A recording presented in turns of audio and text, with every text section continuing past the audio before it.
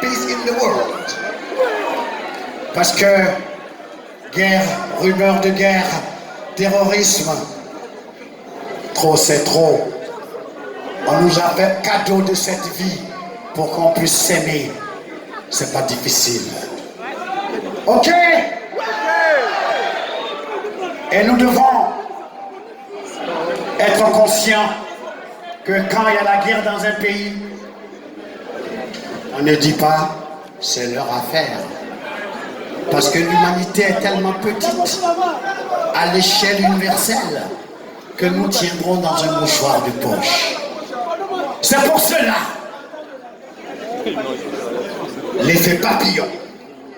On dit l'envol d'un papillon aux Antilles peut créer une tempête à Paris. Alors, un bombardement en Irak, le bombardement en Libye, le bombardement en Syrie, ça peut créer ici aussi des attentats. C'est pour cela, on dit chez nous, il faut parler aux chiens, il faut aussi parler à l'os. Arrêtez de bombarder les autres pour des raisons soi-disant démocratiques. Les bombes n'ont rien de démocratique. Nous voulons la paix au Libéria. Nous voulons la paix au Nous voulons la paix en Côte d'Ivoire. Nous voulons la paix au Mali. Nous voulons la paix en Somalie. Nous voulons la paix au Congo démocratique. 7 millions de morts au Congo. Où est passé Amnesty International? Pourquoi la communauté internationale se tait? Nous voulons la paix au Soudan. Nous voulons la paix au Yémen. Et l'Arabie Saoudite devrait arrêter de bombarder le Yémen. Ils ont quoi le Yémen? Rien. Et nous voulons la paix en Irak. Nous voulons la paix en Afghanistan. Nous voulons la paix entre Israël et la Palestine. Parce que Dieu est Abraham. Je ne voudrais pas faire un calcul macabre.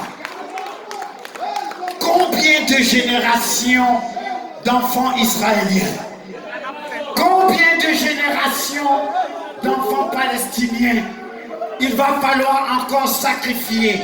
Depuis 70 ans, des enfants n'ont jamais connu la paix. Est-ce que c'est normal?